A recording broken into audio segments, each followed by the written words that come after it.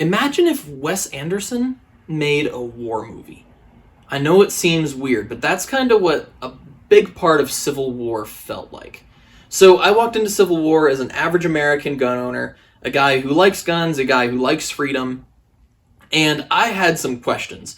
So number one, is it a good war movie? Is it a good action movie? I guess that's number one and two. Number three, is this movie trying to get me to think and feel a certain way, both about the idea of a civil war and about other political ideologies? Like, is it trying to make me think I need to support a certain political candidate in the coming election, or I need to believe this way about this, what have you? And then number four, is this movie trying to make me feel bad for being the average American gun owner? Now, let's talk about those things. So first of all, good action movie, good war movie. Well, there are action movies that are just action movies, like John Wick. There are war movies that are just war movies, like Full Metal Jacket. And then there are movies that are both, like Saving Private Ryan. That's a lot of action and a lot of war. Now, I think this movie could be better understood as a road trip movie that happens with the war as a background than as an actual war or action movie. And that's interesting. Like, it sort of feels like a bunch of people sat down in a room and said, okay, what types of things could start a civil war in the United States? And they kind of picked one. And then they said, okay, so if that happened, what would happen next? Okay, so then what would happen next? Okay, now if these things also happened, then what would happen next here? They kind of took their daydream about what that world would be like, and then dropped us as the audience right inside of it, following a group of journalists. Now, the action and war movie elements I thought were pretty on point, which I thought was pretty cool. The firearms accuracy was really good from what I could tell. The tactics even seemed pretty good. Like, there were times where I thought, man, they should throw a smoke, and they threw a smoke. There were times when I thought, okay, these guys are holed up in this room, pop a flashbang in there, and they did. So that was pretty cool. I'm obviously not an expert in those types of things, but from what I could tell, it just looked like they did their research or had people there who would say, okay, now if you put people in this situation who were trained, this is what they would do. Also, most of the guns were, I think, reasonable to be there. There wasn't anything that seemed super out of place. There were like M240s and M249s and that kind of thing that they were using, but there were also a lot of AR platforms, which makes sense because that's like America's rifle. The one thing I would have liked to see more of, and this is just me, I would have liked to see at least one guy who was like, obviously when the Civil War broke out, he was somebody like me, and he had like a blood diamond carbine or was rocking an M16, like just something kind of silly. Like, it would be like, there's my man. The one problem I saw was there were way too many EOTech EXPS3s. I don't know why, like, their armor had that many, because those are expensive. But I've been to competitions and that kind of thing where it's like, hey, bring your personal AR-15 and we'll like do like practice.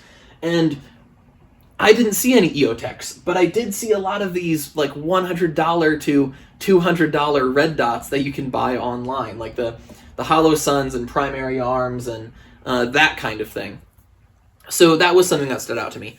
The one big issue I saw was that this movie used a filmmaking and, I guess, storytelling tactic called in medias res, which is dropping you into the middle of things. This can be done really well. I just don't know if I necessarily think that this movie did. Like, all the troops were wearing multicam and were shooting ARs. So during a lot of the movie, you didn't necessarily know who you were following and who was killing who. So it just kind of didn't make a lot of sense, and you were like, okay, what's happening here? And I think that was maybe part of the point, since it's a Civil War movie. If you were in an actual Civil War, you wouldn't always know who everybody is. But I think they could have given us a little bit more information and still had that feel. Like, maybe have a few of the scenes that illustrated that point, rather than just leaving us to try and figure it out. Maybe just a few more telling points, whether it's like a patch that says which side they're fighting for, or something like that. Some way to mark who's who. That would have been helpful for us people who were watching the movie. Like, early in the movie, there is a bombing against civilians, and the characters seem to know what's happening, but we don't, and we're just kind of left in the dark about that.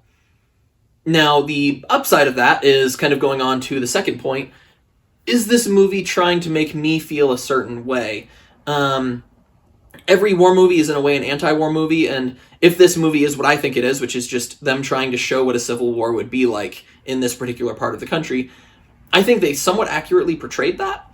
And so it's kind of anti-war in the way that Civil War is terrible. But on the flip side of that, as if they're trying to get me to think a certain way about either certain political candidates or certain political beliefs, since there's such a big lack of context, since we don't know why these groups are rebelling against the federal government or why they're rebelling against the president, we don't necessarily know what the president did aside from generic bad guy stuff. Did he pass a law? Then these groups hated that, so they rose up. We don't know anything like that. So there's not really anything saying these are the good guys and these are the bad guys and these are the political beliefs that each group has, which I think generally made that feel like a positive thing. It's not saying you need to support X political candidate or Y policy. It just wasn't preachy, which I liked. It ain't cheap being an 8mm Mauser Man, and it ain't easy to have this much drip. That's why I'd like to tell you about 3 ways that you can support this channel.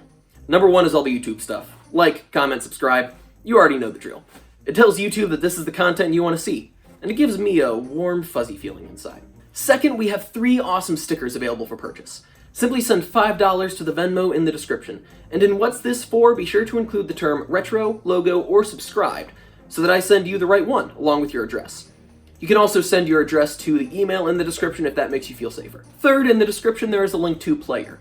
Player is like YouTube and Patreon put together, but they don't take as much of your money, so it goes to supporting the content that you want to see.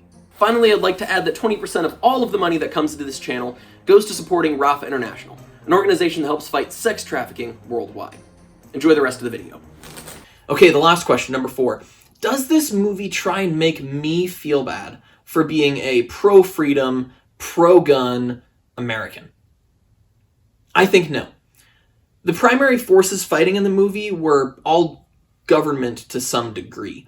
So there was the loyalist government, and then there was Western forces. And those were the 2 main groups that we saw. And the Western forces weren't necessarily people like me, Johnny Freedom, grab your gun type stuff. It was more like the National Guard and military in that area rising against the government in the East for some reason, some unknown reason.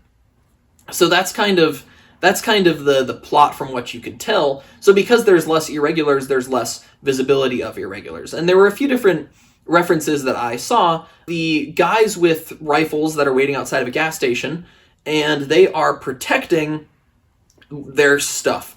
And characters pull in and they're like, should we stop here or no? So the guys treated the characters pretty well, but they also had looters tied up in the back that they had caught that they were torturing. So it's like, okay, you aren't necessarily being awful to normal everyday people, but if people try and steal your stuff, you also aren't being merciful. So it's not really the best people, but not really the worst people either. There's also the Hawaiian shirt guys that you might have seen in the trailer. They never really say who they are, again, going back to that previous thing. So I think this might be kind of like a Boogaloo Boy type thing, maybe reference from a few years ago. Now they are fighting the government, and the government's portrayed as violent and evil, and so for the most part they're just kind of doing their thing, but then they capture some prisoners from the government, and they execute them. Same kind of thing, yeah, you're doing the thing, and it's not really said whether you're the good guy or the bad guy, but then you execute prisoners, which is generally, received as a bad guy thing. There was a group that is a town staying out of the war. I personally see this as a pretty positive portrayal. If the 2 major political parties decided to go to war right now, I don't necessarily agree with either one enough to say, okay, I'm going to go grab my gun and fight on their side. So I'd probably be more in the guards to just stay out of it. And if I lived in a town that also wanted to do that, just to keep us, isolated from these 2 major groups trying to kill each other. That's about as political as I'll ever get on this channel right there. And then finally, the thing I wanted to talk about was the red glasses guy from the trailers. So what kind of American are you guy? His group doesn't seem to be a part of any of the major coalitions. It seems like he's just kind of on his own as a vigilante with his small group of people, of either racists or nationalists. And racists and nationalists exist, and if those people were in this setting, I'm sure some of them might try and do that kind of thing. But even then, the movie doesn't necessarily make any moral claims about them. We're kind of left to say that they're the bad guys. So it's just kind of a really interesting movie in that regard. So I think that there's pretty mixed examples of like what your average gun owner could be doing during this.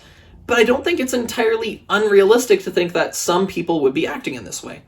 There's people who would say, yeah, these two sides fighting don't represent me, so we're just going to keep our community safe. There's people who would say, hey, I've got to protect what's mine, and I'll use violent, inhumane means to do so. And there's people who would say, yeah, you know what, I hate people who are from this group, regardless of what that group is, and so I'm going to use this relative lawlessness as an opportunity to do what I want to do. All of those things seem pretty realistic to me. So overall, how do I feel about Civil War? 6 out of 10. It's interesting and it got me thinking, but because of the lack of context, there was also a lack of a satisfying plot and a lack of conflict expectations or wanting these certain things to happen and either being satisfied or dissatisfied with that.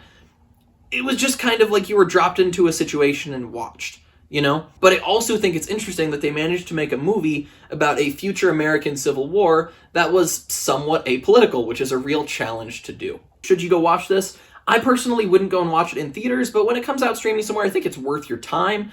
I just don't know if it's worth your time and your money put together.